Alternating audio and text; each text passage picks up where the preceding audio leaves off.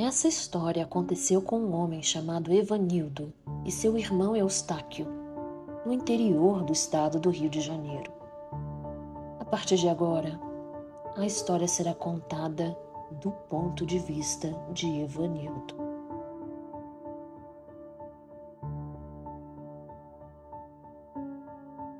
Se há algo que eu aprendi na vida é que certos trabalhos vêm com mais do que esperamos. Isso ficou claro para mim e meu irmão Eustáquio quando aceitamos o serviço em um sítio na zona rural de Valença, Rio de Janeiro. Saímos de Juiz de Fora, onde moramos, com as ferramentas no bagageiro e o espírito leve, prontos para consertar as cercas do lugar. Mas mal sabíamos nós o que nos aguardava.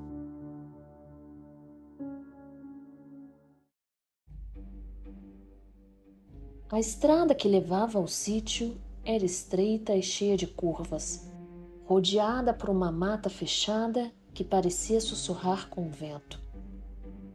Quando chegamos, a visão do sítio me deixou desconfortável. A casa, uma construção velha, com telhado torto, parecia um pouco abandonada. As janelas estavam parcialmente cobertas com tábuas e o mato ao redor tinha tomado conta de tudo. O homem que nos contratou, seu Amâncio, não morava lá. Ele nos encontrou na entrada, onde explicou o serviço rapidamente, dizendo que queria o lugar arrumado para vender. Era óbvio que ele não tinha interesse em permanecer com aquele sítio por muito tempo. A casa está de pé, mas ninguém mora aqui há anos, disse ele, quase sem olhar para o lugar. Vocês podem dormir aí enquanto fazem o serviço, mas, se preferirem, tem pousada na cidade. Eustáquio e eu nos entreolhamos. Dormir ali parecia mais prático do que ir e voltar todo dia. Então decidimos aceitar. Arrumamos uns colchonetes na sala da casa,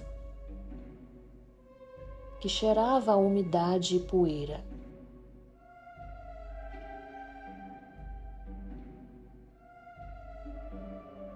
Naquela primeira noite, o silêncio ao redor era tão absoluto que podíamos ouvir o chiar do lampião que trouxemos. Foi só por volta da meia-noite que o silêncio foi quebrado.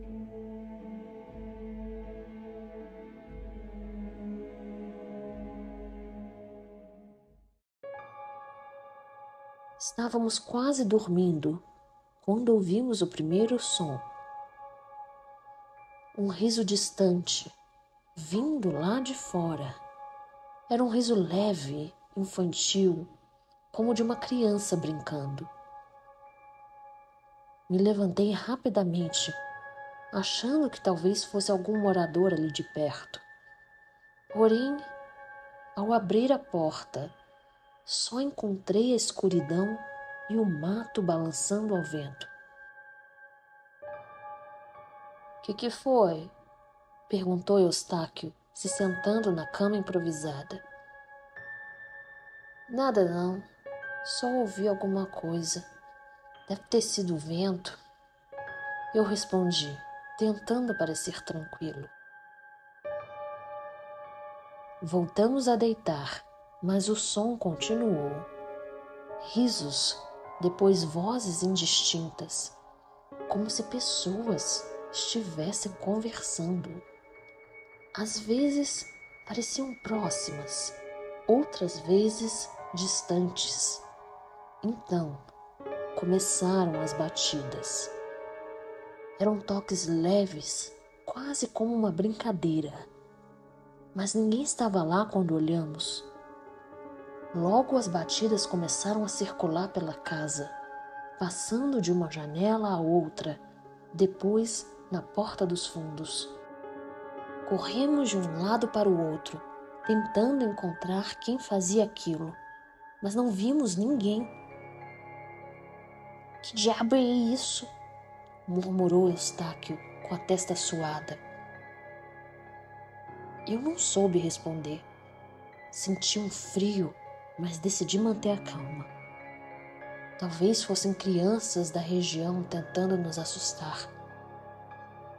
Fechamos as portas e voltamos para a sala, mas a sensação de que não estávamos sozinhos não nos deixou. Quando achávamos que já tínhamos visto o suficiente, o som mudou. Não eram mais só risos e batidas. Algo como um canto começou a ecoar pelo mato, acompanhado por um ritmo estranho que lembrava o de tambores, mas era diferente. O som parecia pulsar no peito, trazendo uma sensação inexplicável de pavor.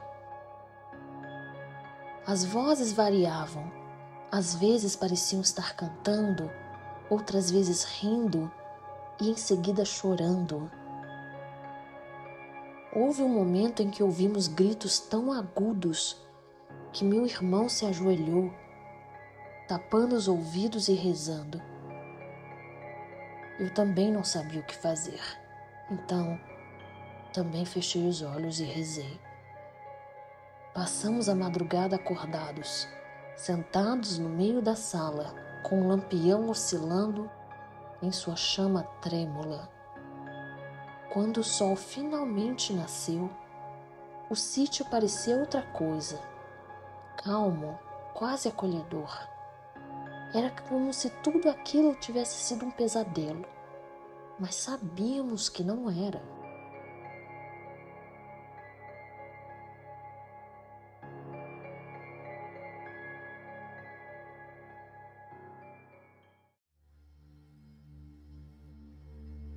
Na segunda noite, a coisa piorou.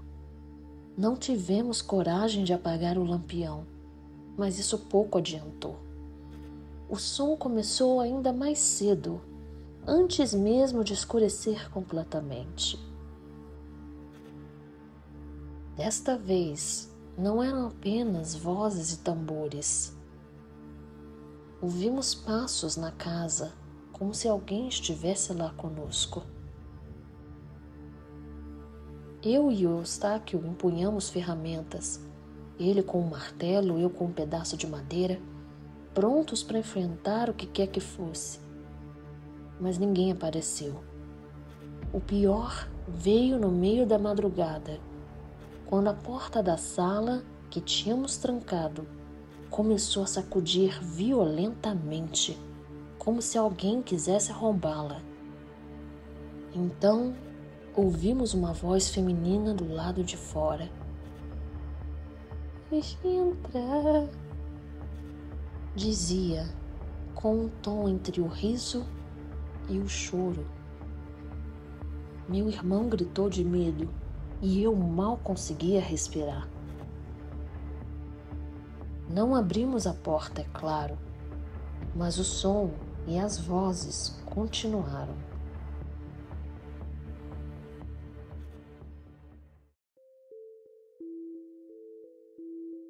Quando amanheceu, tomamos uma decisão.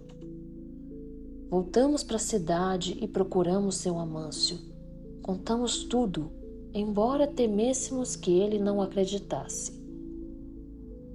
Para nossa surpresa, ele apenas balançou a cabeça, como se já soubesse. Esse sítio é assim mesmo, disse ele pensativo. Minha família nunca gostou de ir lá. Só contratei vocês porque quero vender aquilo de uma vez por todas. Não sei o que tem naquele lugar, mas não é coisa boa. Ele nos colocou em uma pousada na cidade, dizendo que pagaria pelas noites restantes do trabalho. Voltamos ao sítio apenas durante o dia. Mas mesmo assim, a sensação de que algo nos observava nunca desapareceu. Terminamos nosso serviço, pegamos o dinheiro e fomos embora. Não sei se seu Amâncio conseguiu vender aquele sítio. E sinceramente não quero saber. Nunca mais voltei lá. Desde então, penso no que vivemos e me pergunto quantos outros lugares pelo Brasil escondem segredos assim. Lugares esquecidos pelo tempo, mas não por algo que ainda os habita. E fica a pergunta: o que aconteceu naquele sítio? Não sei, e talvez seja melhor assim. Só sei que jamais esqueceremos as vozes, os risos e os gritos que ecoaram naquela casa velha, e o som de tambores que ainda parecem pulsar em minha memória nas noites mais silenciosas.